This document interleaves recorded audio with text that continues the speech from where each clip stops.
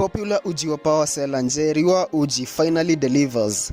Is it a boy or a girl? Mwana hapo hivyo nimechini na Holy J. Subscribe to Holy J. Holy J TV. Are you holy?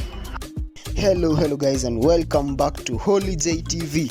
Of course, it's your boy Holy J, your number one infotainment news plug. Na manze, kama huja subscribe kwa hii channel, kindly consider doing that because great content is coming, and thank you so much manze.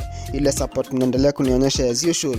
I salute you guys. So najua nyote mnajua this lady by the name Njeri wa uji in the Mount Kenya region, anajulikana sana kwa ma radio, kwa ma events, popularly known for uji wa power. Anakuaga na hoteli pale hivyo uji wa power, na market sana kwa ma radios nini, so anajulikana sana, and now she is a public figure. Na vile tumeona